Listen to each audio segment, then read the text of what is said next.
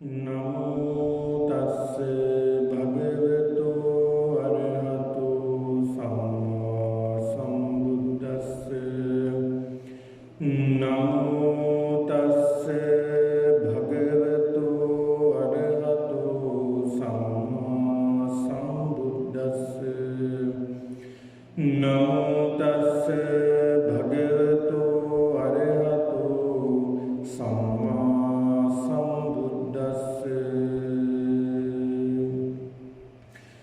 බාහුකං අධිකක්ඛං ච ගයං සුන්දරිකං අපි සරස්සතිං ච පයාගං ච අතෝ බාහුමති නදින් නිච්ඡම්පි බාලෝ පක්ඛන්දෝ කන්නකම්මෝ න සුජ්ජති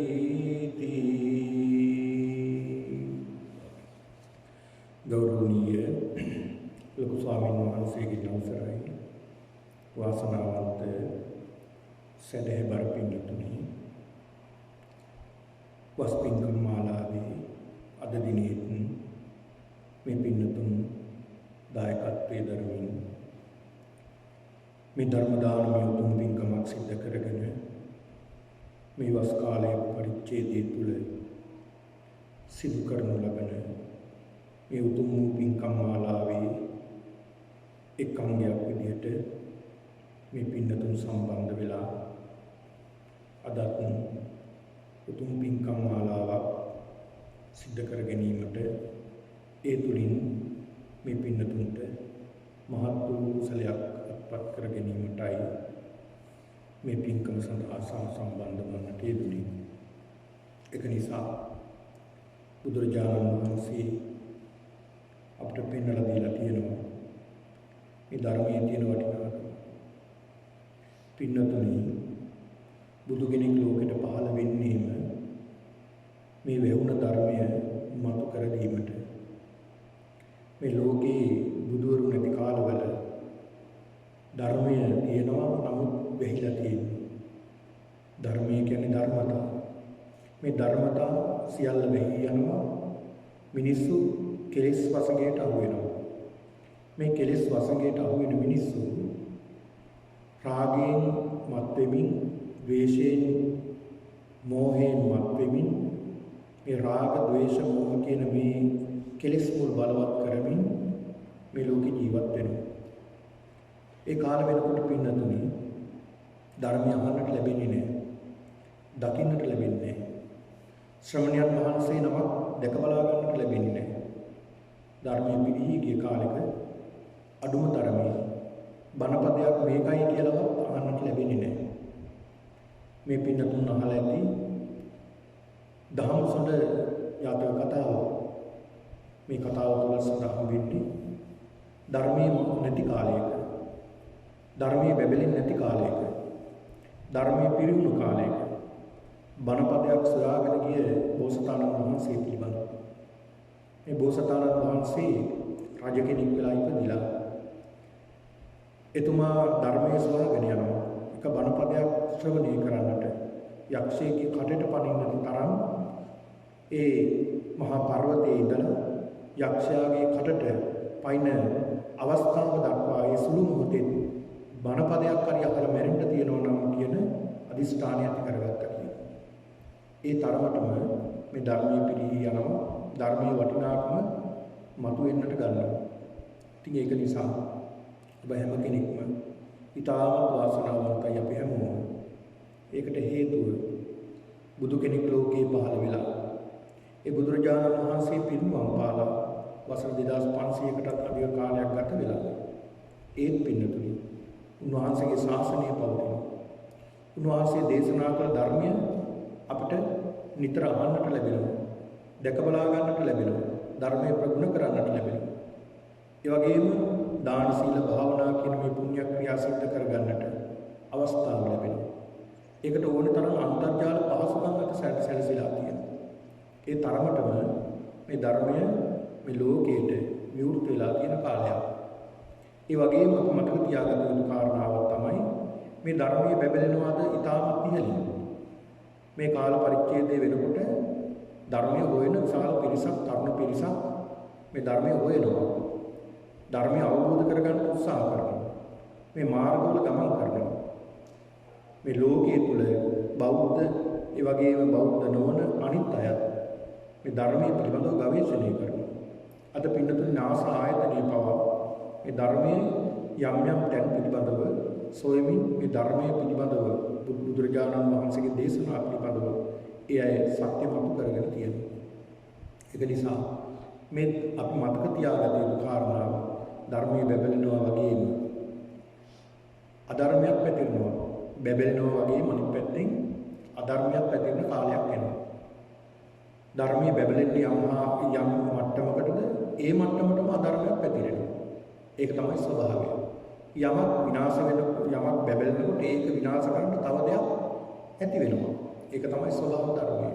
ඒක නිසා අපි මේ ධර්මය කුමක්ද කියලා හොඳට අවබෝධ කරගෙන බණ අහලා ධර්මයේ පිළිපදිමින් ධර්මයේ තමන්ගේ ජීවිතයට එකතු කරගන්න උත්සාහ කරනවා නම් ඒක තරම් වටිනා පින්කමක් කුසල කර්මයක් වෙන්න තුනේ. ඒකයි බුදුහාමුදුරුවෝ පෙන්නලා දුන්නේ. සුණාත මේ බණ අහන්න. හැබැයි අහලා විතරක් නෙවෙයි. ධාරේත තමන් ජීවිතයට එකතු කරගන්න.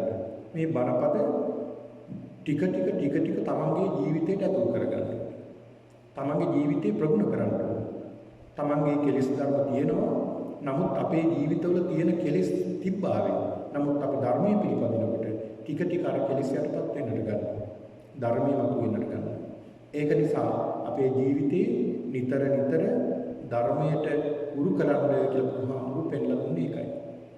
ඒ වගේම මේ තුනාත ධාරේත චරාත. චරාත කියන්නේ යන්න අපි ක්‍රියා කරන්න ගන්නවා. කොහොමද අපි ක්‍රියා කරන්නේ? පින්නතර මෙත්තේන කාය කර්මයෙන් මෛත්‍රී සහගත කාය කර්මයෙන්. මෙත්තේන වචී කර්මයෙන් මෛත්‍රී සහගත වචී කර්මයෙන්. මෙත්තේන මනෝ කර්මයෙන් මෛත්‍රී සහගත මනෝ කර්මයෙන් අපි සිද්ධ කරන අපිට පහළ වෙන සිත් යහපත් කුසල් සිත් අපි එළියට දාන ස්ථාන තුනක් තමයි මේ කියන දොරටු තුන. ඒ කියන්නේ අපි කයින් එළියට දානවා අපි කරන දේවල්. දැන් අපි හදා ගන්නා වූ අපි ගොඩනගා ගන්නා වූ සිතිවිලි අපි හිතමු ලෝභ සිතක් ඇති වෙනවා.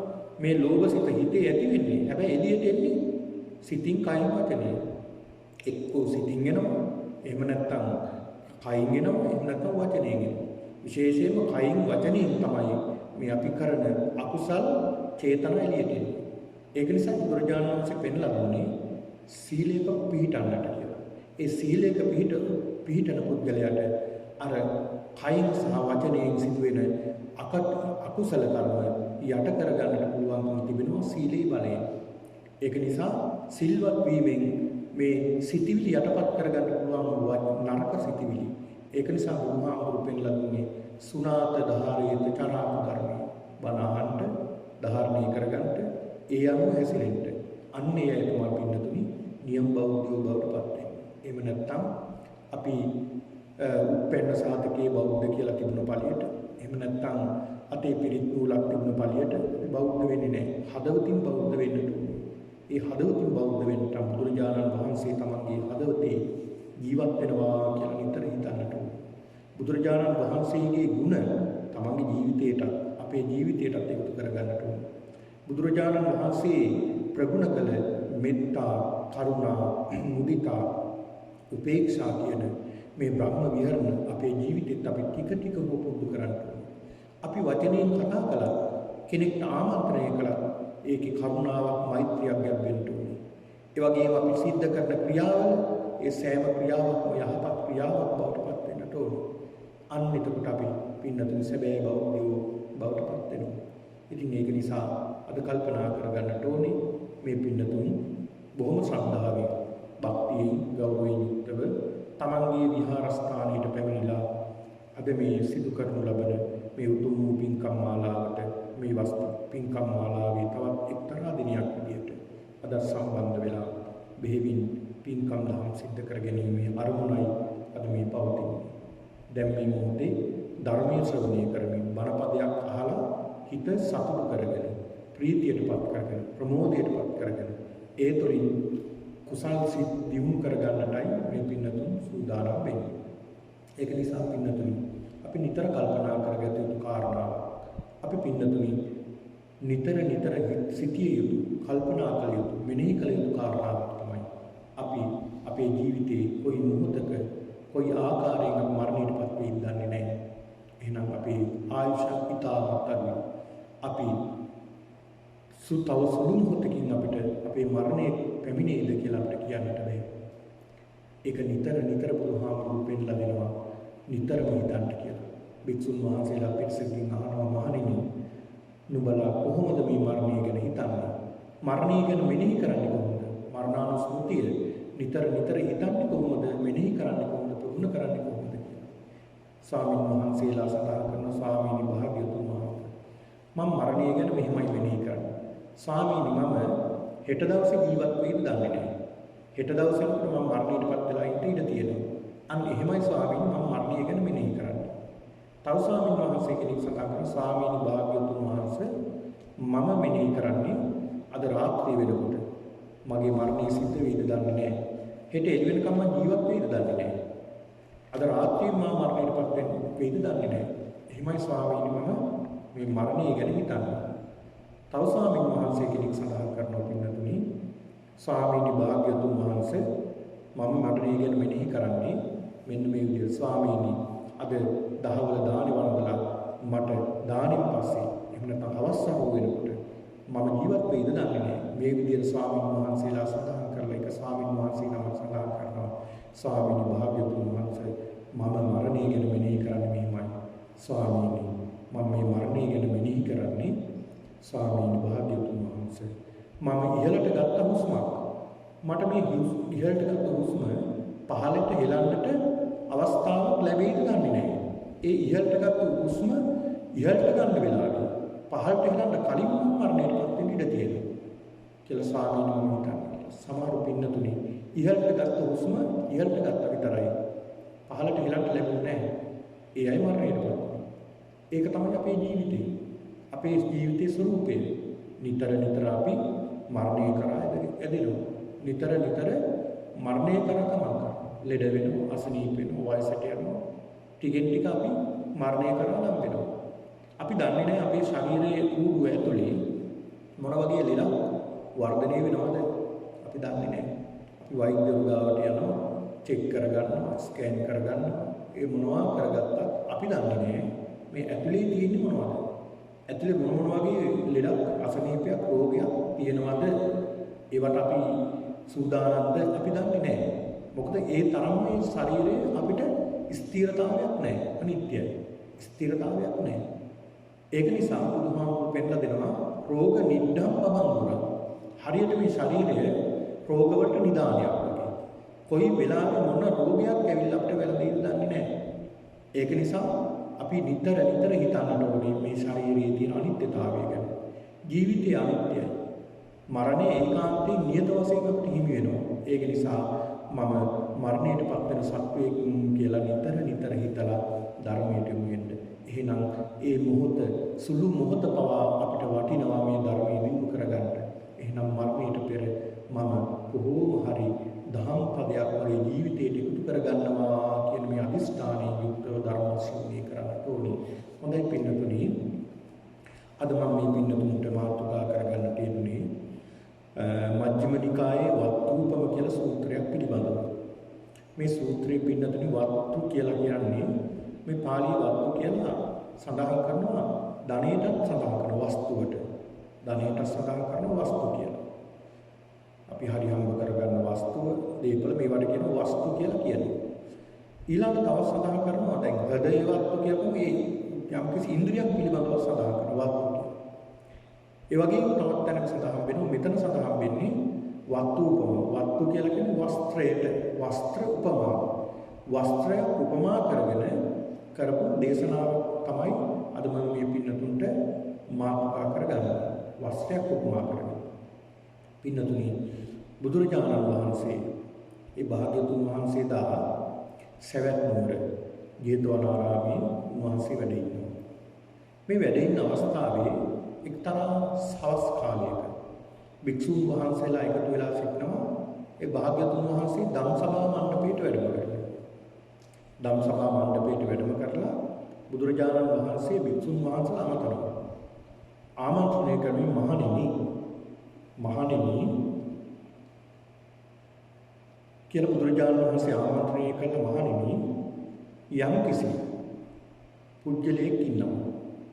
ඒ පුජ්‍යලයා රෙදි අපොල්ලන කෙනෙක්. රෙදි සෝදන කෙනෙක් ඒ පුජ්‍යලයා. එක්කෝ රෙදි හොදන පුජ්‍යලයා එහෙම නැත්නම් ඔහුගේ අන්තේවාසිකයා. අන්තේවාසික කියන්නේ ඔහුට උදව් කරන කෙනා. රෙදි හොදන කෙනා හරි එහෙම නැත්නම් රෙදි හොදන කෙනාට උදව් කරන අන්තේවාසිකයා හෝ දැන් ඉස්සර තිබුණා රෙදි හොදන වෙනම අය හිටියයි රජ කාලේ. ඒ රෙදි හොදන කෙනා එහෙම නැත්නම් මේ අන්තේවාසිකයා හෝ යම් කිසි කෙනෙක් වස්ත්‍රයක් ගන්නවා. හැබැයි ඒ වස්ත්‍රය ඇඳුම කිලිටි වෙලා අපවිත්‍ර වෙලා ජරාව ගැවිච්ච වස්ත්‍රයක්. ඔහු මොකද කරන්නේ? අර සායම් අරගෙන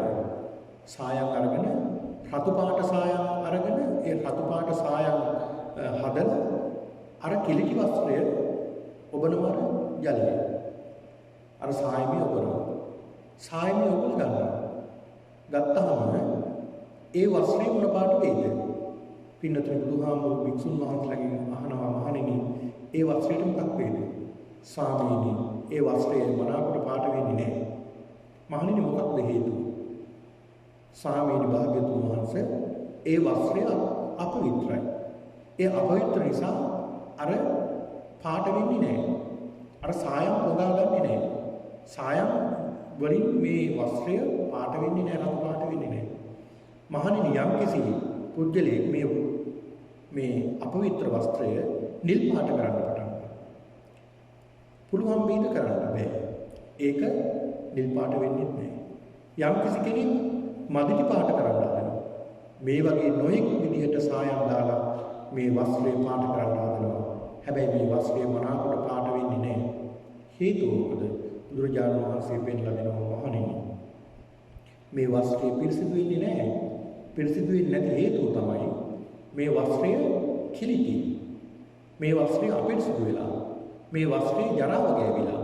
ඒ ජරාව ගෑවිච්ච නිසා මේ වස්ත්‍රය පිරිසිදු වෙන්නේ නැහැ. එහෙනම් මහණෙනි යම්කිසි මේ රෙදි හොදන කෙනෙක් පිරිසිදු වස්ත්‍රයක් ගන්නවා. පිරිසිදු වස්ත්‍රයක් අරගෙන ඔහු රතු පාටින් සායම් කරනවා. මහණෙනි මොකක් වෙයිද? භාග්‍යතුන් වහන්සේ මනාකොට අර රෙද්ද නැත්නම් අර වස්ත්‍රය මනාකොට රතු පාට වෙනවා. ඔහු කැමති නම් රතු පාට කරන්න රතු පාට වෙනවා. ඔහු කැමති නම් නිල් පාට කරන්න මේ වස්ත්‍රය නිල් පාටට හැරෙනවා. ඒ සායම් නිසා. යම්කිසි කෙනෙක් කැමති නම් මේ වස්ත්‍රය කොළ පාට කරන්න කොළ පාටට හැරෙනවා. සායම නිසා. මහණෙනි මොකක්ද ඒකට හේතුව කියලා හිතනවා. භාග්‍යවතුන් වහන්සේ මේ වස්ත්‍රය මනාකොට පිරිසිදු වස්ත්‍රයක්. පිරිසිදු කරපු වස්ත්‍රයක්. පාරිශුද්ධ වස්ත්‍රයක්. සුදු පාට පිරිසිදු වස්ත්‍රය නිසා තමයි අර සායම් මනාකොට පොගවගන්නේ. මනාකොට පාට වෙන්නේ. ඒකයි භාග්‍යවතුන් වහන්සේ කියලා සඳහන් කරන්නේ. බුදුරජාණන් වහන්සේ පෙන්ලා දෙනවා මහණෙනි මෙන්න මේ වගේ තමයි හිතත්. අන්න වස්ත්‍රයක් උපමා කරලා දේශනා කළේ. ඒතර මේ වස්ත්‍රයට උපමා කරනවා අපේ හිතත්. ඒතර අපේ හිතත් අපවිත්‍රණව. අපේ හිතත් කෙලෙසුන් බරතනම් කෙලෙසුන්ගේ යුක්තනම් නරක සිතිවිලි වලින් අපේ සිත අපවිත්‍ර වෙලා නම් කිලිටි වෙලා නම් ගඳ ගන්නවා නම් අපිට ධර්මයක් යහපත් දෙයක් අපේ හිතට රැඳෙයිද? යහපත් දෙයක් හිතට රැඳෙන්නේ නැහැ. එහෙනම් මහණෙනි ඒ පුද්ගලයා සිත අපවිත්‍ර වෙන නිසා අර වස්ත්‍රය අපවිත්‍ර වුණා වගේ ඒ පුද්ගලයාගේ සිත අපවිත්‍රයි. සිතිවිලිත් අපවිත්‍රයි. සිතත් අපවිත්‍රයි, සිතිවිලිත් අපවිත්‍රයි. මේ සිතත් සිතිවිලි දෙකම අපවිත්‍ර නිසා ඔහු මරණින් පස්සේ නරක දැනකමයි පොත ලබන්නේ. අන්න බලන්න. මරණින් පස්සේ ඔහුගේ උපත සිද්ධ වෙන්නේ නරක දැනකමයි. මොකද ඔහුගේ සිතත් අපවිත්‍රයි, ඔහුගේ සිතිවිලිත් අපවිත්‍රයි, ඔහුගේ මරණයත් අපවිත්‍රයි. මරණින් පස්සේ උපදින තැනත් අපවිත්‍රයි. මහණෙනි යම් කිසි කෙනෙක් හිත පිරිසිදුනා, හිතේ කෙලෙසුන් නැත්තම් හිතේ ක්ලේශයන් අඩු වෙනවා. හිත පවිත්‍ර නම්, හිත මනාකොට පවිත්‍ර නම්, හිත පැහැපත්නම් ඔහු මරණින් පස්සේ සුගතියක උපදින යහපත් තැනක. ඔහුගේ හිතත් පිරිසිදුයි, සිතිවිලිත් පිරිසිදුයි, මරණයත් පිරිසිදුයි. ඔහු උපදින්නේ පිරිසිදු තැනක. කියලා බුදුරජාණන් වහන්සේ පෙන්වලා දෙනවා. ඒ පෙන්වලා දීලා බුදුහාමුදුරුවෝ දේශනා කරන මහණෙනි, සිත අපවිත්‍ර කරන, සිත කිලිටි කරන, සිත නරක කරන, සිත නිතර නිතර අකුසලයටම ඇදලා දානවා. ධර්මතා ගණනාවක් තියෙනවා. ඒවට කියනවා උපක්ලේශ කියලා. දැන් ක්ලේශ කියන්නේ එකක්, උපක්ලේශ කියන්නේ එකක්. දැන් රෝධ දේශ මොහ කියන්නේ ක්ලේශ, කෙලෙස්. ඒවා උපක්ලේශ කියලා කියන්නේ අර කෙලෙස් වලට මුල පාදන කාරණා. උපක්ලේශ. ඒ උපක්ලේශ 16ක් පිළිබඳව බුදුහාමුදුරුවෝ පෙන්නනවා. අර වස්ත්‍රය අපවිත්‍ර වුණා වගේ. අපේ ශරීරය අර වස්ත්‍රය අපවිත්‍ර වුණා වගේ අපේ සිත අපවිත්‍ර වෙන සිතිවිලි පිළිබඳව බුදුහාමුදුරුවෝ පෙන්නලා දෙනවා. එකක් තමයි අවිද්‍යාව කියලා කියන්නේ. අවිද්‍යාව කියලා සඳහන් කරනවා. අවිද්‍යාව කියන්නේ දැඩි ලෝභය. දැන් බලන්න මේ දැඩි ලෝභය ආපු කෙනෙක්ට හිත පවිත්‍ර නැහැ. පිරිසිදු නැහැ. නිතර හිතේ කෙලෙස්. ඔහු නිතරම කල්පනා කරන්නේ ලෝභ සිතිවිලි ගැන. කොහොමද අර පුද්ගලයාගෙන් මේක ගලව ගන්න? අර පුද්ගලයාට මේ වගේ දෙයක් සිද්ධ කළා මේ දේ අත්පත් කරගන්න කොහොමද? අහවල් කෙනාට කොහොමද අපි මේ වගේ දෙයක් සිද්ධ කළා ඒ පුද්ගලයා විනාශ කරලා දාන්නේ කියලා අන්න දැඩි ලෝභයෙන්, අවිද්‍යාවෙන්, දැඩි ලෝභයෙන් කටයුතු කරනවා. ඒ කටයුතු කිරීම නිසා ඔහුගේ හිත අපවිත්‍ර වෙනවා. ඔහුගේ සිතිවිලිත් අපවිත්‍රයි.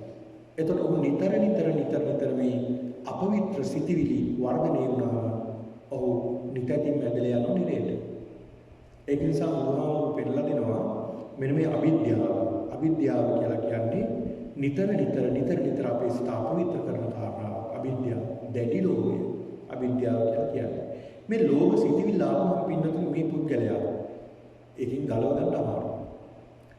යම්කිසි කෙනෙක් හොඳ සිහියෙන් ඉන්නවා නම් ඔහුගේ සිත පිළිබඳව, සිතිවිලි පිළිබඳව එනකොටම ලෝභය, අවිද්‍යාව එනකොටම ඔහුට පහ කරන්නට පුළුවන්. හැබැයි අඥාන පුද්ගලයා, මෝඩ පුද්ගලයා, එහෙම නැත්නම් ධර්මයට ලැබි නැති පුද්ගලයා නිතරම හිතන්නේ මේ ලෝභ සිතිවිල්ලක් ආව ගමන් ඔහු නිතරම හිතන්නේ අන්‍යයන් කොහොමද විනාශ කරලා මේ දේ අත්පත් කරගන්නේ. තමන්ගේ වස්තුව තමන් කොහොමද මේ දේවල් රැස් කරගන්නේ. ඒ රැස් කරගන්නට යනකොට දැඩි ලෝභ පුද්ගලයා නැත්නම් අවිද්‍යාවෙන් යුක්ත පුද්ගලයා නිතරම බලන්නේ අනිත් අයට ඕන දෙයක් වුණාවේ මම මේ ටික අත්පත් කරගන්නට ඕනේ. අනිත් අය ඕන දෙයක් කරගත්තා. මම මේ ටික සියල්ලම අත්පත් කරගන්න ඕනේ කියන දැඩි ලෝභ සිතිවිල්ල උට එනවා. එතකොට ඔහු ඒකෙන් ක්‍රියා කරන්න යනකොට අනිත් අය විනාශ කරගන්න එක අහලා මරාගෙන, කොටාගෙන, මුචාල අපරාධ කරගෙන මේ දැඩි ලෝභය නිසා තමන් බලය අත්පත් කරගන්නට යනවා. දැන් බලන්න රටවල් මොකද සිද්ධ වෙන්නේ? මේ දැඩි ලෝභය එහෙම නැත්නම් අවිද්‍යාව නිසා. අහවල් රටත් අල්ලගන්න ඕනේ, මේ රටත් අල්ලගන්න ඕනේ, මේ රටත් අල්ලගන්න ඕනේ කියලා ආක්‍රමණය කරමින් අර අහිංසක මිනිස්සු මරමින් විනාශ කරමින් නොඑක් විදිහට අව්‍යාවද පහදා කළා බෝම්බ දාලා. දැන් අදටත් බලන්න හිරෝෂිමා නාගසාකි කියන මේ ලෝක යුද්ධෙදී අදටත් වුණ විනාශේ අදටත් ඒකේ බලපෑම තියෙනවා. මොකක් නිසාද? මේ බලය අත්පත් කරගන්න දැඩි ලෝභය නිසා. ඒක නිසා සිද්ධ වෙන්නේ විනාශයක් තමයි සිද්ධ වෙන්නේ. ඒක නිසා මේ අවිද්‍යාව නැත්නම් දැඩි ලෝභය අපේ සිත කිලිටි කරන දෙයක් කියලා බුදුහාමුදුරුවෝ පෙන්නලා දෙනවා. ඒක නිසා පින්නතුනි මේ දැඩි ලෝභය හිතට ආවම ඒක බොහොම භයානකයි. ඉතාම භයානකයි. බුදුරජාණන් වහන්සේ කාලේ බුදුරජාණන් වහන්සේට 54 කෝටියක් වියදම් කරලා මේ දේශනාව සිද්ධ කළේ මේ ජේතවනාරාමයයි. මේ ජේතවනාරාමයේ කියන මේ ආරාමයේ හදලා පූජා කරනවා. පූජා කළාට පස්සේ භික්ෂුන් වහන්සේලා බුදුරජාණන් වහන්සේ වැඩ හිටියා මේ කාලේ. වස් කාල 19ක් බුදුරජාණන් වහන්සේ වැඩ හිටියා ජේතවනාරාමයේ. මේ කාලෙදී බුදුරජාණන් වහන්සේට විරුද්ධ පිරිසක් හිටියා.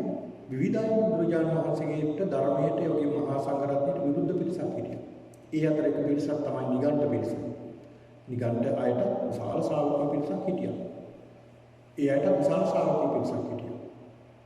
මේ කල්පනා කරනවා බුදුරජාණන් වහන්සේ නැත්නම් ගෞතමයන් හම්බ වෙන්න ධර්මය අහන්න විශාල පිරිසක් යනවා. විශාල පිරිසක් මේ ජේතවනාරාමයට යනවා. පුදුම විදිහට විශාල පිරිසක් යනවා. උන්වහන්සේට ලැබෙන ලාභ, සත්කාර, කීර්ති, ප්‍රශංසා බොහෝයි. අපිට එහෙම දෙයක් ලැබෙන්නේ නැහැ. එහෙනම් මේක එකම දෙයයි තියෙන්නේ. මේක මොකක් හරි රහසක් තියෙනවා. ඒ තමයි භූමිය මොකක් හරි ආකර්ෂණයක් තියෙනවා. දැන් එහෙම හිතනවා තමයි.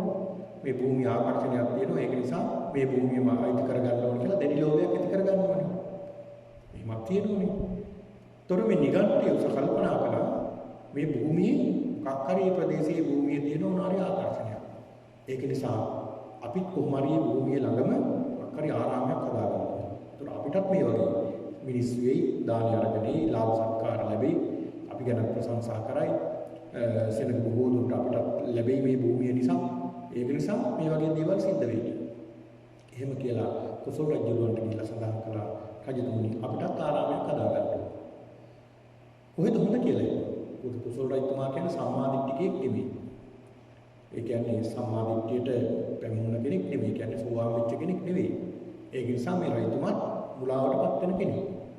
මේ රජතුමා සත්‍ය සඳහන් කරන මේ නිගණ්ඨය ඊළඟ සඳහන් කරනවා රජතුමනි ජේතවනාරාමයේ ගාව බොහොම හොඳයි. එතන මේ රජතුමා ගිහිල්ලා එතන ආරාමයක් හදලා දෙනවා. මේ ආරාමය හදලා දුන්නාට පස්සේ මේ නිගණ්ඨ පිරිස ගිහිල්ලා එතන ආරාමෙ පදිංචි වෙනවා. එදා රාත්‍රියේ මහා ගෝසාවක් කෑ ගහනවා එහෙම.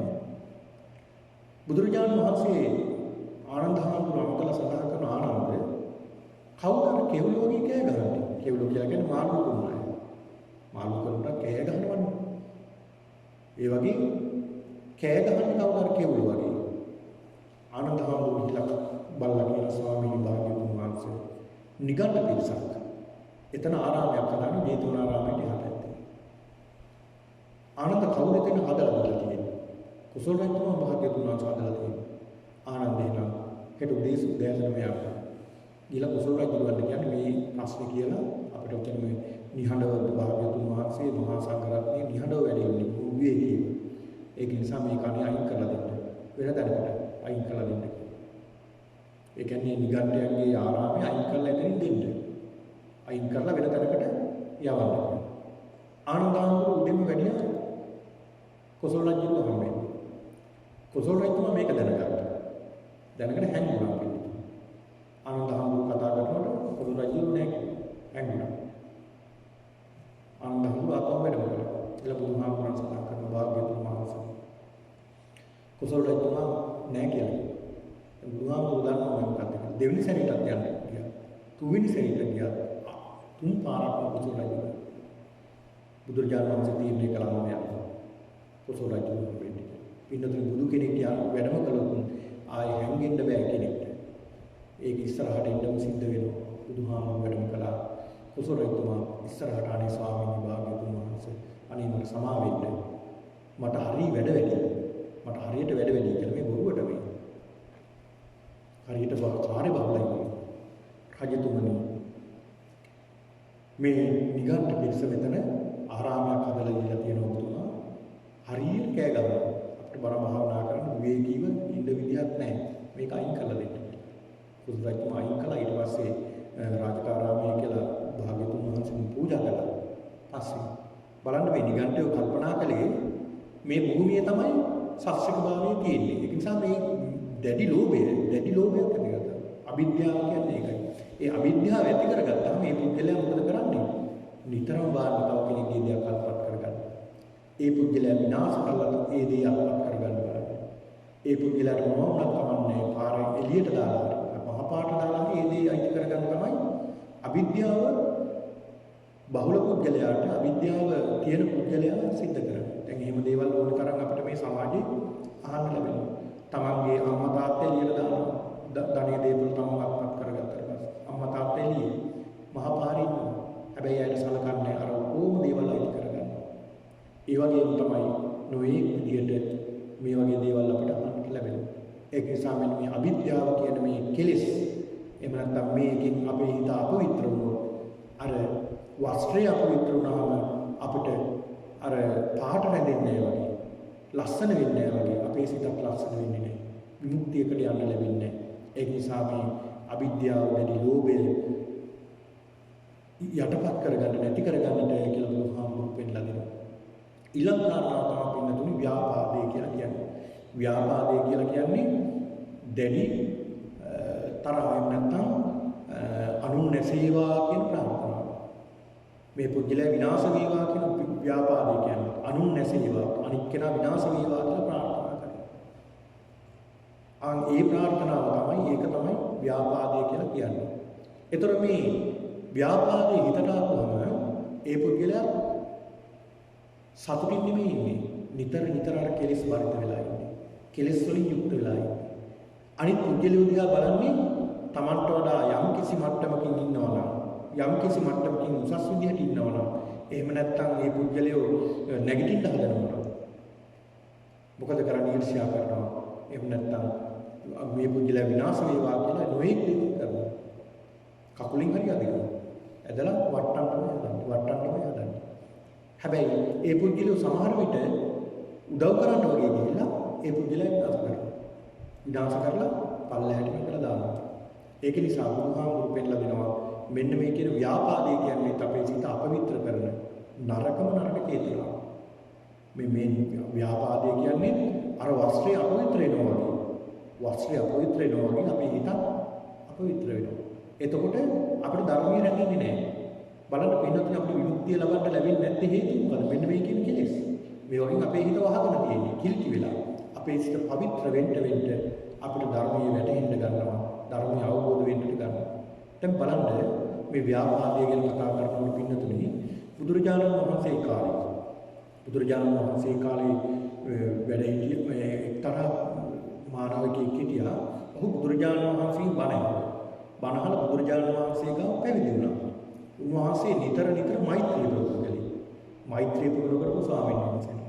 උන්වහන්සේ හරියට මෛත්‍රී ප්‍රකටව. දවසක් උන්වහන්සේ තීරණය කළා මම සුණාපරන්ති කියලා ගමට යනවා. මේ පුන්නහාම උන්වහන්සේ කියනවා පුන්න. සුණාපරන්ති කියන නමක් කියනවා. සුණාපරන්ති කියලා කියන්නේ ඉන්දියාවේ අරාබික් කරේ රටක්. අදටත් ඔය අරාබිය කියන ධර්ම රටක්. ඒ ප්‍රදේශයේ සුණාපරන්ති හරීම ධර්ම මිනිස්සු ඉන්නේ. ඒ මිනිස්සු ගහන්න ඉතුරු ගහනවා මරන්න ඉතුරු මරනවා. අදටත් එහෙමනේ. බෙල්ල කපලා මරණයටපත් කරන මොනවා හරි සුළු වර්ධයක් අහුවෙනවා. බැරි වෙලාවක පිළිමයක් පියාගෙන වන්දනා කරලා අහුවොත් ආයේ පුදුලු කිසිම සමාවක් නැහැ. බෙල්ල කපලා මරනවා. ඒ තරම් ධර්ම මිනිස්සු. ඒ සුණාපරන්ති. ඒතකොට මේ සුණාපරන්තියට වැඩම කරන්න කියලා උන්වහන්සේ තීරණය කළා බුදුහාමුදුර ළඟට එන්න කරන ස්වාමීන් වහන්සේ. මම සුණාපරන්තියට වැඩම කරන්නයි සූදානම්. භාග්‍යවතුන් වහන්සේ මට අවසර දෙත්වා කියලා සඳහන් කරනවා. බුදුහාමුදුරු අහනවා සුණාපරන්ත. ඒ ගමට යන්න එපා. ඒ ගම හරි දරුණුයි. ඒ මිනිස්සු හරි දරුණුයි. හරි ඡණ්ඩ මිනිස්සු ඉන්නේ සුණාපරය පුන්න. බැරි වෙලාවක් පුන්න ඔබට අය බැන්නවා. ඒ ප්‍රදේශෙට ගිහිලා ධර්මයේ ප්‍රචාරය කරන්න හදනකොට ඒ පුද්ගලයෝ වහිනවා ඔබට. මොකේක් දේවල් කියලා වහිනවා. ඔබ මොකද කරන්නේ බැන්න? මේ පුන්නහාමුදුරු සඳහන් කරනවා ස්වාමීන් වහන්සේ ඒ අය මට බැන්නොත් මම කල්පනා කරනවා අනේ මේ මිනිස්සු කොච්චර හොඳ මිනිස්සුද? මේ පුද්ගලයෝ බැන්නා විතරනේ මට ගැහුවේ නැහැ. අනේ කොච්චර හොඳද? සමහර පැති වල නම් ගහනවා. මේ අය ගැහුවේ නැහැ. ඉන්න මේ අය හරි හොඳයි. බැන්නා විතරනේ කියලා අන්න හිතනවා කියලා සඳහන් කරනවා. බලන්න මොන තරම් හොඳ සිතිවිල්ල. ওই තරම් හොඳ සිතිවිල්ල. ඒ අය බැන්නා විතරයි මට ගැහුවේ නැහැ කියලා හිතනවා. බුදුහාමුදුරුවෝ අහනවා පුන්න එහෙනම් ඒ පුද්ගලයෝ බැන්නා විතරක් නිකන් ඉන්නේ නැහැ. ඒ පුද්ගලයෝ බැරිලා ගැහුවොත් ඔබට පහර දුන්නොත් මොකද කරන්නේ? ස්වාමීනි භාග්‍යතුන් වහන්සේ ඒ අය කොච්චර හොඳ පුද්ගලයෝද? ඒ අය ඉතින් අතින් පයින් විතරනේ මට ගැහුවේ. අවියාව වලින් පොළු වලින් කඩුමුළු වලින් මට ගැහුවේ නැහැ නේ කියලා සතුටු වෙනවා. එහෙනම් පුන්න ඒ අය අවියාව වලින් පොළු වලින් ඔබට පහර දුන්නොත් මොකද කරන්නේ? ස්වාමීනි භාග්‍යතුන් වහන්සේ මම කල්පනා කරනවා මම හිතනවා අනේ මේ මිනිස්සු කොච්චර හොඳයිද? මගේ ජීවිතේ ඉතුරු කළානේ. මගේ ජීවිතේ නැති කලේ නෑනේ. ඒ පුද්ගලයා ගැහුවා විතරනේ අවියාව වලින් පොළොලින් ගැහුවා විතරයි. මට මේ පුද්ගලයා ජීවිතේ මට නැති කලේ නෑ නේ කියලා මම සතුටු වෙනවා මෛත්‍රී කරනවා කියලා.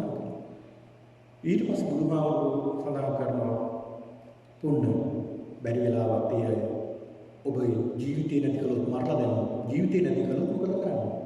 අනේ ස්වාමීන් වහන්සේ මේ ශාසනයේ සමහර ස්වාමීන් වහන්සේලා මේ ජීවිතය ගැන කලකිරලා ඉන්නේ. ජීවිතය ගැන බොහෝ කලකිරලා. ධර්මයේ දියුණු කරලා හැබැයි ජීවිතය ගැන කලකිරලා ඉන්නේ. කොයි වෙලාවකද මරණයටපත් වෙන්නේ කියන එක බලලා ඉන්නේ. ධර්මයේ දියුණු කරලා මේ කුණුගොඩ කොයි වෙලාවකද දාලා යන්නේ. කොයි වෙලාවකද අසුචි ගොඩ. එහෙම නැත්නම් මේ ශරීරයේ අසුචි ගොඩක්නේ. කුණු ගොඩක්නේ. නිතරම දිරනවා, නිතරම අපවිත්‍ර වෙනවා.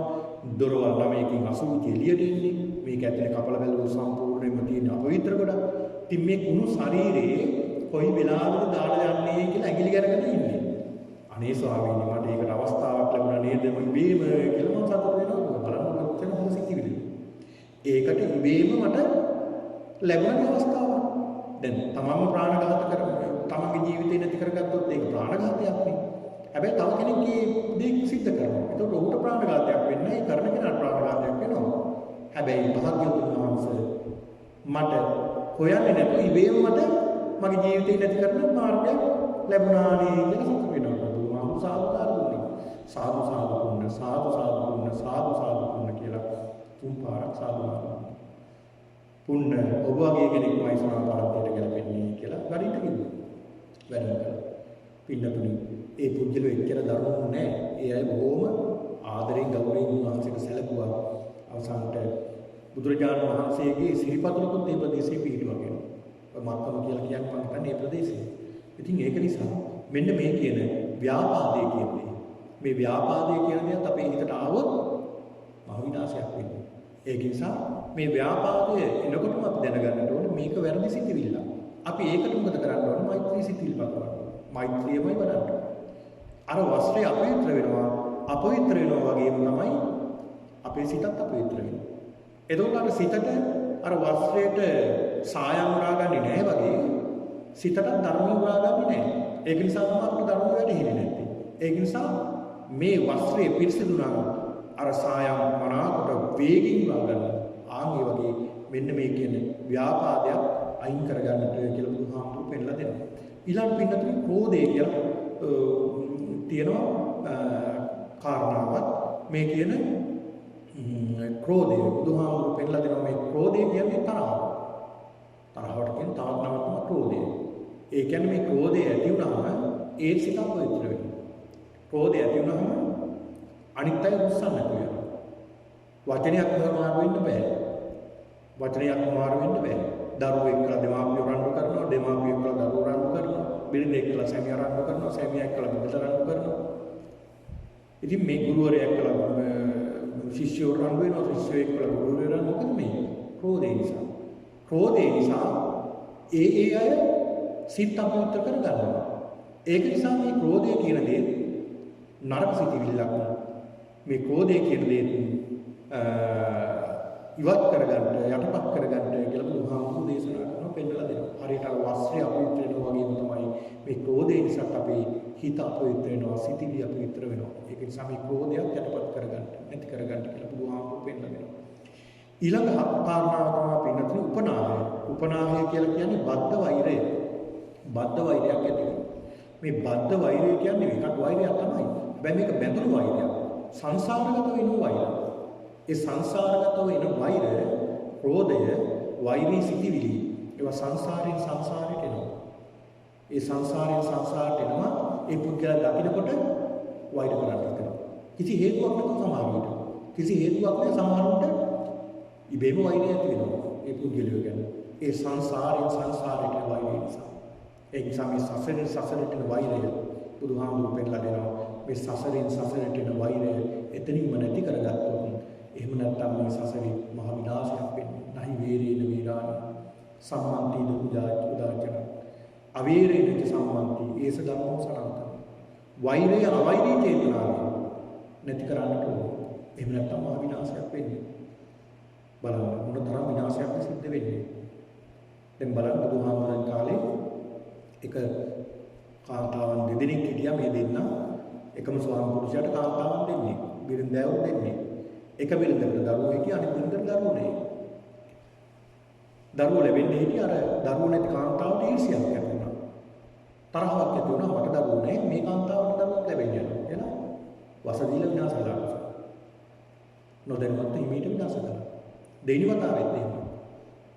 දැන් දෙපාරක් උස විනාශ වුණා. තුන්වෙනි පාර කිව්වේ නෑ මෙහෙම දරුවෙක් ලැබෙන්නේ. උස මේරුවට පහම දැනගත්තා. දුන්න අවසානට දරුවත් ඉවරයි අර කාන්තාව මරනවා. ඒ මරනකොට හිතේ තියාගත්තා මට බොහොම පලි ගන්න ඕනේ කියලා ඔන්න මතකයි. මේ විදිහට සසරේ පලි අරගෙන නොඑක් සත්‍ය වේලා ගිහලා පලි අරගෙන අවසාන බුදුහාමුදුරන් කාලේ වුණා. එක කාන්තාවක් යක්ෂණියක් කියලා ඉපදුණා. අනිත් කාන්තාව මනුෂ්‍ය කාන්තාවක් කියලා ඉපදුණා. ඒ කාන්තාව දරුවෝ ලැබෙනවා. කාන්තාවක් කෙනා ගෙදර උපස්ථාන කරන්න කියලා අර දරුවා කනවා. දෙවෙනි වතාවෙත් එහෙම වුණා. තුන්වෙනි වතාවෙත් එහෙම වෙන්නානකොට අර දරුවා අරගෙන ගමනක් යනකොට මේ යක්ෂණිය දුවගෙන යන පිටිපස්සේ මේ කාන්තාව එහෙමම දුවදී උරා මෙහෙට ජේතවනාරාමයට දිවලා බුදුහාමුදුරන්ගේ ඉස්සරහා මේ දරුවා දිලා අඬාවල සඳහන් කරන්නේ ස්වාමීනි භාග්‍යතුන් වහන්සේ මේ දරුවෝ කණ්ඩේනවා මේ යක්ෂණිය බේරගන්න කියලා. බුදුහාමුදුරුවෝ යක්ෂණියට ධර්ම දේශනා කළා. මේ බද්ධ වෛරයේ තියෙන ආදීනව පිළිබඳව බුදුහාමුදුරුවෝ පෙන්නලා. ඒතර මේ බද්ධ වෛරයක් ඇතුළේ සමහරව ඉන්නවනේ. මරුණක් මම්බෝ අතහරින්නේ නැහැ කියලා මරුණා. මරණ වංචකේ මිනිස්සු වෛරය හිතේ වෙනගෙන. මම උඹලට මේ පස් අඩි මේ වත්තට අඩිය තියන්න දෙන්නේ නැහැ පස්පා ගන්න දෙනවා. මම මැරිලා හරි සර්පෙක් වෙලා හරි නායක වෙලා හරි මොනවද දස්න කරනවා. බද්ධ වෛරය. ඒ සිටිවිල්ලම නිසා ඒ අය දුගතියට යනවා. ආයි මේ සසරේ සම්පූර්ණයෙන්ම විනාශ වෙනවා. හරියට අර වස්ත්‍රය අපවිත්‍ර වෙනවා වගේ අපිත් අපවිත්‍ර වෙලා යනවා. එහෙම සිටිවිලි ආවා. ඒක නිසා මේ උපනාහය කියන මේ බද්ධ වෛරයත් මේකත් මහා කුසලයක්. මේකත් යටපත් කරගන්න කියලා බුදුහාමුදුරුවෝ පෙන්නලා දෙනවා. ඊළඟ කාරණාව අපිට මක්ඛ කියලා කියන්නේ. මක්ඛ කියන්නේ ගුණේ මැකීම. ඒ කියන්නේ යම් තවත් කෙනෙක්ගේ ගුණේ මකනවා. මක්ඛ කියන්නේ මකනවා. ඒ කියන්නේ මක්ඛ කියන්නේ ඒකේ තේරුම තමයි ගුණේ මකනවා. ඒ කියන්නේ තවත් කෙනෙක්ගේ ගුණේ මකනවා. ඒ කියන්නේ පින්නතුනි යම් කිසි සිල්වත් ගුණවත් කෙනෙක් ඉන්නවා. එයාගේ නුගුණ කියනවා ඒ පුද්ගලයා. මෙයා අපි හිතමු උදාහරණයක් විදිහට කෙනෙක් අනේ මෙයා හරි හොඳයි සිල්වත් හරි හොඳ කෙනෙක් හරි හොඳයි කියලා මොනවද මම කිව්වට ඉතින් බලන්න ඕන අනිත් පැත්තේ ආයි කියලා අන්න නුගුණ කියනවා. එයා මෙහෙමයි කියලා අර ගුණේ මකන්න නුගුණේ දානවා. නැති නුගුණ දාලා අර පුද්ගලයාව විනාශ කරනවා. අර පුද්ගලයා අනිත් පුද්ගලයාගේ ගුණයක් අන්හදනවා. ඔන්න බලන්න.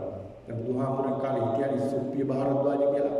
මෙන්න මේ දෙන්න බඹදත් කියලා මේ දවසක් බුදුරජාණන් වහන්සේ වැඩම කරන පාරේ. සුප්පිය කියලා කියන්නේ බෞද්ධයෙක් නෙමෙයි අබෞද්ධයෙක්. බුදුහාමුදුරන්ට නිගණ්ඨ ශාසනය කෙනෙක් බඹදත් කියලා කියන්නේ බුදුහාමුදුරන්ගේ ශ්‍රාවකයෙක්. හැබැයි දෙන්න යාළුවෝ. සුප්පිය බුදුහාමුදුරන්ට බැන යනවා. බඹදත් බුදුහාමුදුරන්ට ප්‍රශංසා කරනවා. සුප්පිය දොස් කියනවා අනේ බුදුහාමුදුරු කියන්නේ කවුද ගුණයක් තියෙන කෙනෙක්ද මෙහිමයි කියලා බුදුහාමුදුරන් දොස් කියනවා. බඹදත් සඳහන් කරන එහෙම කියන්න බෑ යාළුවෝ. බුදුහාමුදුරු භාග්‍යතුන් වහන්සේ කියන අරහත් සම්මා සම්බුද්දයි විද්‍යාචර්ය සම්පන්න සුගත ලෝකවිදු මේ වගේ ගුණයක් තියෙනවා. අන්න බලන්න ගුණේ මතනවා. මේක දැක්කා වටේ ඉන්න අය මේ බුදුරජාණන් වහන්සේ සඳහන් කරන ස්වාමීන් වහන්සේට බයිනෝනේ දොස් කියනවා එක්කෙනෙක් දොස් කියනවා එක්කෙනෙක් ගුණ කියනවා. ඇයි වහන්සේ කිසි ප්‍රතිචාරයක් නැහැ. බුදුහාමුදුරු සඳහන් කරනවා එක පුද්ගලෙක් මට දොස් කිව්වා. මගේ නැති ගුණ යෝ කිව්වේ. නැති අගුණ කිව්වේ. මං ගායව නැහැ. නැතිම ප්‍රතිචාරයක් දක්වන්න ඕනේ. අනික් කෙනා මගේ ගුණ කියනවා. එයා මාව ප්‍රශංසා කරනවා. හැබැයි ඒවා මං ගාව තියෙන දේවල් ඒ කියන්නේ. ඉතින් අමුතුවෙන් ප්‍රතිචාරයක් දක්වන්න දෙයක් නෑ ඒක මං ගාව තියෙන නිසා. කියලා බුදුහාමුදුරු පෙන්නනවා. ඒක නිසා මේ ගුණමක බව එහෙම නැත්නම් මේකට කියනවා මක්ඛ කියන ගතිය. මේ ගුණේ මකන්න හොඳ නැහැ කෙනෙක්. ඒ යම් කිසි කෙනෙක් ඉන්නවා නම් ඒ කෙනාගේ ගුණේ මකන්න හොඳ නැහැ. ඒ ගුණේ මැකීම මහා බරපතල නරක ක්‍රියාවක්. මක්ඛ කියලා කියන්නේ. ඊළඟ පින්නතුනි පලාස කියලා කියනවා. පලාස කියලා ක්ලේශ ධර්ම උපක්ලේශයක් තියෙනවා. පලාස කියලා කියන්නේ තමන් නීච එහෙම නැත්නම් තමන් දුස්සීලව ඉඳගෙන තමන් බොහොම නරක කෙනෙක් වෙලා ඉඳගෙන අනිත් අයව තමන්ට සමාන කරනවා. අනිත් අය තමන්ට සමාන කරනවා. තමන් අකුසල කර්ම කරන ගමන් එයත් මෙහෙමයි. එයත් මෙහෙමයි. එයත් මෙහෙමයි කියලා අර යහපත් පුද්ගලයෙකුට ඒකට ඈඳගෙන වැරදි ප්‍රකාශ කරනවා. අනේ ඒකත් අර කාරණාවක් පලාසය කියලා කියන්නේ. පලාස කියලා සඳහන් කරනවා. ඊළඟ පෙන්ලා දෙනවා බුදුහාමුදුරුවෝ ඊර්ෂ්‍යාව. ඒකට කියනවා ඉස්සා කියලා. මේ ඊර්ෂ්‍යාව. මේ ඊර්ෂ්‍යාව කියන එකත් එහෙමයි. කෙනෙක්ගේ දියුණුව දැක්කම ඊර්ෂ්‍යාව හිතෙනවා. ඒ ඊර්ෂ්‍යාව ගතියත් අපේ සිතේ ඇති වෙන නරක කෙලෙස් ධර්මයක්. කෙනෙක් යහපත් විදියට හොඳින් ඉන්නවනම් අන්න හිතට ඊර්ෂ්‍යාවක් එනවා. කෙනෙක් හොඳට කාලයක් ගාලා හොඳට සතුටින් ඉන්නවනම් ඊර්ෂ්‍යාවක් ඇති වෙනවා. යම් කිසි කෙනෙක් හොඳට කාලයක් ඉඳලා හොඳට දරුවෝ එක්කලා සතුටින් බොහොම හොඳට ඉන්නවනම් ඔහුට ඊර්ෂ්‍යාවක් ඇති වෙනවා. මේ අය බොහොම හොඳින් ඉන්නවා. පුදුම ඊර්ෂ්‍යාවක් ඔහුට ඇති වෙනවා. ඔහු මොකද කරන්නේ? මේ ඊර්ෂ්‍යාව ඇති වෙන පුද්ගලයා මොනවා හරි කේලමක් හරි කියලා පවුල විනාශ කරන්න මේ බලන්න. පවුල විනාශ කරන්න බලන්න. ඒ පුද්ගලයා කොටවන්න බලන්න. ඒ අය අතර ගැටුමක් ඇති කරනවා. ඒ ගැටුම ඇති කරලා පැත්ත කරලා සතුට වෙනවා. ඔන්න බලන්න ඊර්ෂ්‍යාවේ ස්වභාවය. ඊර්ෂ්‍යාවේ ස්වභාවය. ඒ නිසා මේ ඊර්ෂ්‍යාවක් එනකොට අපි හිතන්න ඕනේ මේක ඊර්ෂ්‍යා සිතිවිල්ලක් කියලා. කෙනෙක් අපි හිතමු හොඳට ලස්සන ගෙයක් හදාගන්නවා. ඒ ගේ හදාගන්නකොට ඊර්ෂ්‍යාවක් ඇති වෙනවා. අනේ මේ පුදුලා මෙහෙම කියලා. මොකද කරන්නේ? ඔය හැදුවට අපි දන්නවා ඔය පුදුලේ ඔක කරපු හැටි. මේ විදිහට නිදාන අරගෙන මෙහෙම කියලා නොයේක් විදිහට බුබුරු පතනවා. යාන වාහනයක් ගත්තොත් ඒ පුදුලයා ඊර්ෂ්‍යා කරනවා. ඊර්ෂ්‍යා කියලා නොයේක් විදිහට ඊර්ෂ්‍යා කරන ඒ පුදුලයා. ඒක නිසා මෙන්න මේ ඊර්ෂ්‍යා සිතිවිල්ල එනකොටම බුදුහාමුදුරුවෝ පෙන්නලා දෙනවා මේක නැති කරන්න කොහොමද? මුදිතාවේ මදහත් බල. කොහොමද නැති කරන්නේ? යම් කිසි කෙනෙක් හොඳ ගෙයක් හදාගෙන ඉන්නවා නම් සතුට වෙනවා නේ. මට හැබැයි ඒක නෑ. මට එහෙම ගෙයක් නෑ. හැබැයි මම සතුට වෙනවා නේ කොච්චර හොඳද. මට නෑනේ මට නැති වුණාට යා ඉන්නවනේ කොච්චර සතුටුද නේ අනේ හොඳයි කියලා සතුට වෙන්න ඕනේ. ඊළඟට හොඳ වාහනයක් තියෙනවා නම් සතුට වෙන්න ඕනේ. අනේ මට එහෙම දෙයක් නෑ. හැබැයි උට තියෙනවා. ඒක සතුට වෙන්න. සතුට වෙන්න ඕන සතුටින් ඉන්නවා බොහොම හොඳට ඉන්නවා සිල්වත් ගුණවත් බොහොම හොඳට ඉන්නවා ඒ නිසා මට නැති වුණාට ඌ එහෙම ඉන්නවා නේ කියලා සතුට වෙන්න. යම් කිසි කෙනෙක් සීලයක පිළිපදලා ඉන්නවා හැබැයි Tamanට ඒ සීලේ නැහැ. ඒ පුද්ගලයා සතුට වෙන්න ඕන මට සිල් නැහැ මට සිල් ආරක්ෂා කරන්න බැරුව ගියා මට මේ දේ කරගන්න බෑ. හැබැයි අර පුද්ගලයා සිල් රකින්නවා හරිම හොඳයි නේද කියලා සතුට වෙන්න. මට සමාධිය නැහැ. හැබැයි සමාධියට එන පුද්ගලයෙක් දැක්කම කල්පනා කරන්න ඕනේ අනේ මට මේක නැති වුණාට ඒ පුද්ගලයාට කියනවනේ අනේ කොච්චර හොඳද කියලා මෙන්න මේ විදිහට සතුට වෙන්න ඕනේ කෙනෙක් දැක්කම ඒකත් පින්නතුනේ එතකොට වටිනා දෙයක් එහෙම සතුට වෙන්න පුළුවන්. මෙන්න මේ කියන ඉස්සා ඊර්ෂ්‍යාව කියන ක්ලේශය අපි විනාශ කරන ක්ලේශයක්. ඒ නිසා මේ උපක්ලේශයක් මේකත් යටපත් කරගන්න ඕනේ කියලා බුදුහාමුදුරුවෝ පෙන්නලා දෙනවා. ඊළඟට මසුරුකම මච්චරිය කියලා මේකට කියනවා. මසුරුකම කියලා කියන්නේ තමා සතු දේ අනුන්ට දීමේ අකමැත්ත. ඒ කියන්නේ තමන්ගේ තියෙන දේවල් තවත් කෙනෙකුට දෙන්න අකමැත්ත. වානවි මසුරුකම හිතට ආපුවම තමන්ගේ දේ දෙන්න හිතෙන්නේ නැහැ. තමන්ගේ දේ තව කෙනෙකුට දෙන්න හිතෙන්නේ නැහැ. තමන් උපයාස උපයාගත්තා වූ දෙයක් තවත් කෙනෙකුට ඒකෙන් ටිකක් දෙන්න හිතෙන්නේ නැහැ. ඒ දෙන්න හිතෙන්නේ නැති ගතිය තමයි මසුරුකම කියලා කියන්නේ. මේ මසුරුකම එන්න මේක විශාල වෙනවා. විශාල වුණාම පින්නතුනි මහා විනාශයක් වෙනවා. අර බුදුහාමුදුරන් කාලේ අදින්න පුබ්බ කියලා බමුණෙක් හිටියා. මේ බමුණක් මේ සිතිවිලි තමයි දියුණු කළේ. මේ මසුරුකම. මසුරු සිතමයි හිත දියුණු කළේ. මසුරුකම කොච්චර හිත දියුණු කළාද කියනවා මේ සිතිවිලි වැඩි වෙලා අඩු ගානේ ඔහුගේ දරුවා අසනීප වුණා. බේත් ටිකක් දෙන්නවත් සල්ලි වේදන් කලේ නැහැ. අංකහමුවක් කියන්නේකට යෙදුණා. 80 කෙනෙක් දන්නේ කෝටි 80ක් දන්නේ. හැබැයි ඒක අංකහමුවක් වේදන් කලේ නැහැ තමන්ගේ දරුවට අසනීපෙට බේතක් ගන්න. මොකද අංකහමුවක් වටිනවා. ඒකට ලෝභය. ඔන්න බලන්න. දරුවා අසනීප.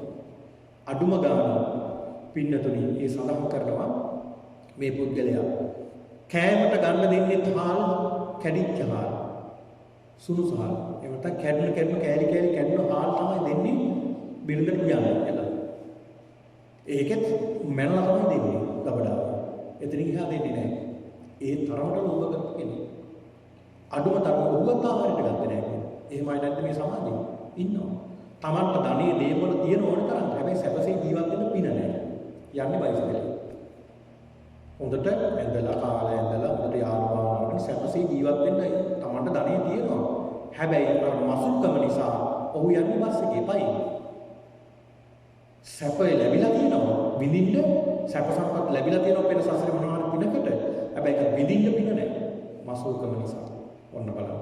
දැන් සඳහන් වෙනෝනේ කතාවක් පින්නතුනේ මච්චරිය කෝසිය කියලා සිටුවරේ කියන්නේ මේ මච්චරිය කෝසිය කියන සිටුවරයක් මේ වගේ කෙනෙක් කියනවා. කිසි කෙනෙකුට දුන්නේ නැහැ කිසි දෙයක්. කිසිම දෙයක් දුන්නේ නැහැ. තමන්වත් හරියට ආහාර ගත්තේ නැහැ. මොහුට කැවුමක් ගන්න ආසාව ඉඳලා ඇඳේ නිදා ඉන්න මේ ආසාව නිසා. ඒක ඉෂ්ට කරගන්න කියන්නේ ලෝභ හිතින් අර හාලටයක් හරි ඉන්නේ තමයි බලන්න. අවසානයේ මේ සිටිවිල කොහොම හරි බිරිඳ දැනගෙන කියනවා ඉතින් සිටුතුමනි මේ මාලිගාවේ ඉන්න ඔක්කොටම කැවුම් හදලා දෙන්න පුළුවන්. මේ දරුවන්ට අපි ඔක්කොම කමු කැවුම් හදලා. උඹට පිස්සුද? උඹට දුන්නු තියෙන්නේ මටද? ඒ අය ඕනේ. එහෙනම් ඉතින් රයිතුම් මේ සිටුතුමනි දරුවෝ ටිකයි මමයි අපි ටික එකතු වෙලා මේ කැවුම් හදලා. උඹලට තියෙනවද ඒ දුරු මට දුරු තියෙන්නේ. උඹලා ඕනේ නැහැ. මට ඒ දුරු තියෙන්නේ මට හදලා දෙන්න. කවවත් ඕනේ නැහැ. මොන සිටිවිල්ලක් මොන තරම් බැලෑරුම් සිටිවිල්ලක්ද මේ කියන මේ සිටිවිල්ල බලන්න. ඒක නිසා අවසානයේ මේ සිටිවිල්ල දුරුණා කියන කැවුම් මුගලන් මහරහතන් වහන්සේ වැඩම කරලා මේ අය කැවුමක් අන්තිමේට මුගලන් මහරහතන් වහන්සේ වඩින්නේම නැහැ මේ ජන ආහසේ වැඩ ඉන්නවා.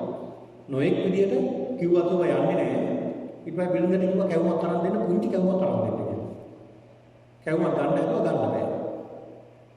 අන්තිමේට කැවුම ඔක්කොම එකට ඇවිල්ලා. ඊළඟට උඹට තේරෙන්නේ නැහැ ඔබ ගන්න කියලා සිටුතුමන් ගිහිල්ලා කැවුම ගන්න හදනවා බෑ. අන්තිමේට බිරිඳයි සිටුතුමයි දෙන්නම එකතුලා කැවුම අහට්ට අදිනවා දෙන්න කඹ අදිනවා වගේ දෙපැත්තට අදිනවා. දාඩිය දාගෙන අදිනවා. වෙන්නේ නැහැ. ඒකෙම ලෝභය ඇති දෙනිමසුකම්. අවසානට නිර්ලෝභී පුද්ගලෙක් බවට පත් වුණා කියනවා. මෙන්න මේ සිටිවිල්ල ආවොත් පින්නතුනි එන්න මේ සිටිවිල්ල වැඩි වෙලා අපි අපේ සිටිවිලි සම්පූර්ණයෙන් විනාශ වෙනවා. අපේ සිටිවිලි. ඒක නිසා මෙන්න මේ කියන මේ මසුරුකම අපි අපේ ජීවිතේ අපේ සිටිවිලි වලින් ඈත් කරගන්න අපි උත්සාහ කරන්න ඕනේ. ඊළඟට තියෙනවා පිටුති මායාව කියලා. මායාකාරී බව. එහෙම නැත්නම් වංක බව කියනවා. මේ වංක භවයේ ස්වභාවය තමයි ළඟ ඉන්නකොට එකක් තියෙනවා. ළඟ නැති වෙනකොට තව එකක් තියෙනවා. දැන් ළඟ ඉන්නකොට කෙනෙක් කියනවා අනිවාර්යයෙන් හොඳයි මෙහෙමයි ඔයාට ඕන තරම් උදව් කරන්න ඔයා මේ දේ කරන්න උදව් කරන්න කියලා කියනවා. හැබැයි ඒ දේ කරන්න ගියාම ඔහු විතර නෑ. අන්තිමේට කෝල් එකක් දුන්නත් ඔහු හොයාගන්න නැහැ. ඔන්න බලන්න ළඟ ඉන්නකොට එකක් කියනවා ළඟ නැති වෙනකොට තව එකක් කියනවා. ළඟ ඉන්නකොට හොඳ කියනවා ගුණ තමන්ගේ ගුණ වයනවා. හැබැයි ළඟ නැති තැන අපිට දුස් කියනවා. එහෙමයි. අන්න ඒකක් නරක සිතිවිල්ල. ඒ නිසා ඒ සිතිවිල්ල අපේ හිත කිලිටි කරන කාරණාවක් කියලා බුදුහාමුදුරුවෝ පෙන්නලා දෙනවා. ඊළඟ පින්නපිට සට කියලා කියනවා කාරණා මේ උපක්ලේශයක් සට කියන්නේ කයිනානික බව. හරි කපටි බව. මේ කපටි බව කියන්නේ තව කෙනෙක්ගෙන් කපටිකමින් චාටුවෙන් කපටිකමින් තවත් කෙනෙක්ගේ දේවල් දුරගන්න, තවත් කෙනෙක්ගේ දේවල් නැහැ ගන්න, තවත් කෙනෙක්ගේ ධනෙ දේපල තමන්ට ලබා ගන්න කටයුතු කරන එක තමයි සට කියන කපටි බව. මේ කපටි බව කියන එක උපක්ලේශයක්. මේකත් අපේ සිත අපවිත්‍ර කරන දෙයක්. ඊළඟ තම්බ කියලා කියනවා. තව එකක් තියෙනවා. තම්බ කියන්නේ ස්තම්භ නැත්නම් කණුවක් වගේ. මේ කණුවක් වගේ ඒ කියන්නේ සමහරුන්ගේ අදහස් තියෙනවා විනාශ කරන්න බෑ.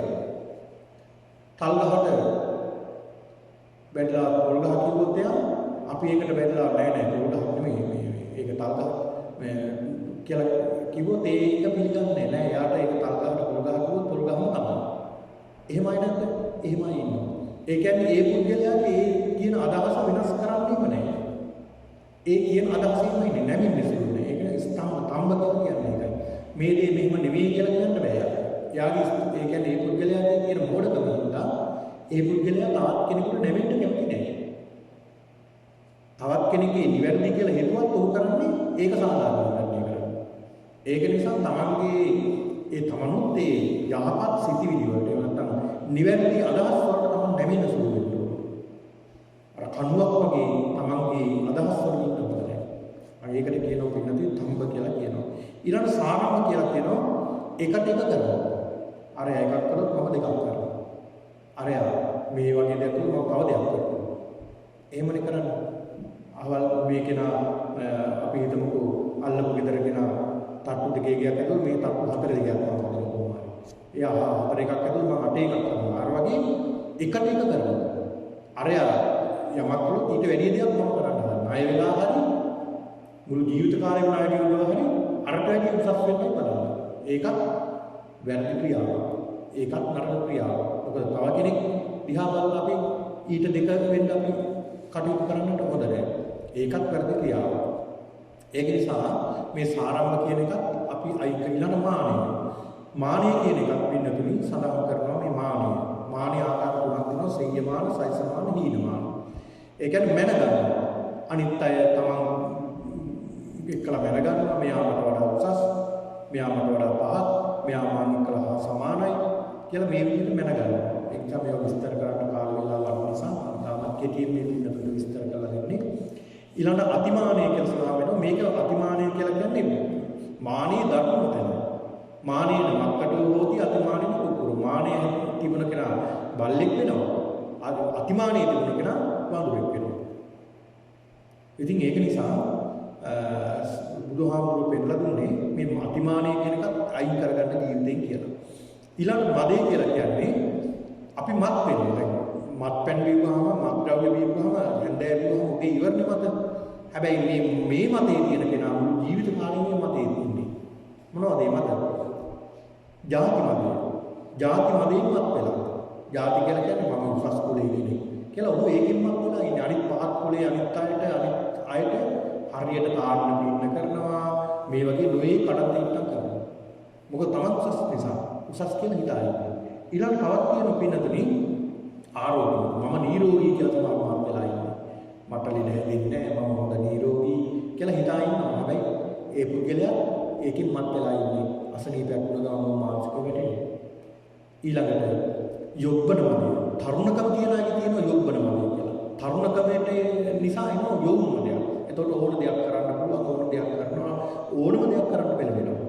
ඉතින් මේ මදේ තියෙන එක අපිට අහිත කර පිණිසමයි හේතු වෙන්නේ. ඊළඟට ප්‍රමාදය කියලා ප්‍රමාදය කියන්නේ පමාවීම. පමාවීම තමයි භයානකම දේ. බුදුහාමුදුරුවෝ දේශනා කරන අප්‍රමාදව අප්‍රමාදී බවයි යහපත්ම දේ කියලා. ඉතින් මේ විදිහට පින්නතුනේ මේ උපක්ලේශ පිළිබඳව බුදුරජාණන් වහන්සේ විස්තර කරලා දෙනවා. විස්තර කරලා දීලා බුදුහාමුදුරුවෝ පෙන්නලා දෙනවා මෙන්න මේ අභ්‍යන්තරේ නාම. අභ්‍යන්තරේ නාම පිරිසිදු. ඒ කියන්නේ සිතින් නාම පිරිසිදු වෙනවා. සිත පිරිසිදු කරගන්න. ඒ සිත පිරිසිදු කරගත්තාම ඒ පුද්ගලයා පිරිසිදු පුද්ගලයෙක් බවට පත් වෙනවා කියලා බුදුහාමුදුරුවෝ පෙන්නලා දෙනවා. එතන ඉන්නව පින්නතුනේ සුන්දරී භාරද්වාජ කියලා බමුණෙක්. මේ බමුණ අහනවා ස්වාමීනි ඔබ වහන්සේ බාවුකා කියන නදියට යනවද නාන්න? බුදුහාමුදුරුවෝ අහනවා ඇයි එහෙම කියන්නේ? ඇයි බාවුකා නදියට නාන්න යනවද කියලා අහනවා. ස්වාමීනි බාවුකා නදියට බමුණු බොහෝ දෙනෙක් යනවා නාන්න. මොකද හේතුව ඒ අය පව් සෝදලා හරින්නේ ගඟේ. ඒ ගංගාවල තමයි පව් හොදලා ශරීරයේ තියෙන පව් හොදලා හරින්නේ ඒකේ. ඒක නිසා ඒකේ පව් හේදිලා යනවා කියලා ඒකෙන් නාපුවා. බුදුහාමුදුරුවෝ පෙන්නලා දෙනවා බාහුකා නදිය ඊළඟට අධිකක්කච්ඡ කියන මේ නදිය, සුන්දරී කියන මේ නදිය, සරස්වතී කියන මේ නදිය මේ වගේ කොච්චර බැහැ නෑවක් වැඩක් නෑ. අසත්පුරුෂයාගේ හිතනම් පිරිසිදු වෙන්නේ නෑ. ඒ වගේ නෑව කියලා. ඒ වගේ නෑව කියලා හිත පිරිසිදු වෙන්නේ නෑ. එහෙනම් හිත පිරිසිදු කරගන්න කොහොමද?